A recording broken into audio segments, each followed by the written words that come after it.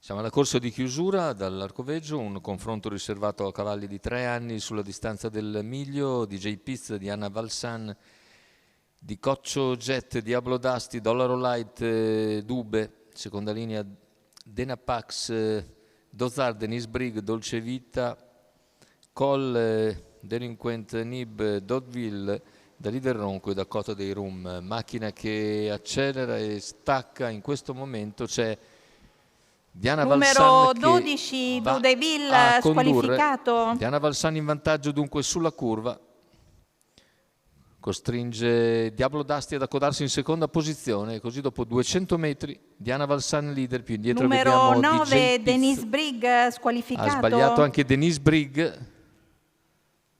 rientrante, e così dopo i primi 400 metri di gara è Diana Valsan che conduce, completa il quarto in 30 secco, seconda posizione per Diablo Dusty, poi DJ Piz in terza posizione, in quarta c'è Dozar e via via tutti gli altri con all'esterno tentativo di Dollaro Light che viene però prontamente anticipato da DJ Piz che ha spostato al largo, perlomeno lo contrasta e ora esce, poi torna sotto perché Dollaro Light non avanza più di tanto.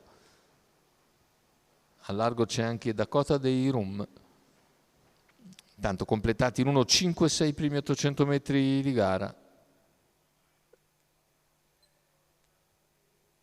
E siamo sulla retta delle scuderie, poco più di 500 dalla conclusione. I primi tre si sono staccati, Diana Valsan, Diablo Dusty e DJ Piz. All'esterno non progredisce più nessuno, c'è l'errore improvviso però di Diana Valsan numero 6 a 400 Dube dall'arrivo, lascia in vantaggio così Diablo Dusty che è inseguito da DJ Piz e da Dakota dei Rum. Numero 2 Diana Valsan squalificato. Prende vantaggio intanto Diablo Dusty, in seconda posizione DJ Piz che viene avvicinato da Dakota dei Rum, retta d'arrivo con Diablo Dusty che ha ormai corsa vinta, deve soltanto limitarsi a far trottare fino in fondo il proprio allievo. Vediamo la vittoria nettissima per Diablo Dusty, mentre per il secondo posto sul palo è il numero 1 DJ Piz che si salva da Denapax che finisce molto forte a centropista al quarto, Dakota dei Rum.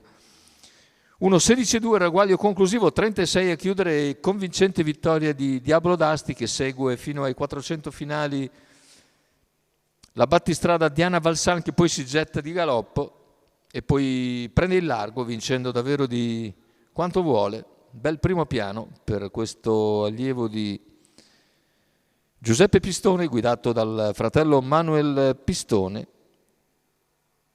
per conto del signor Guido Gnoffo.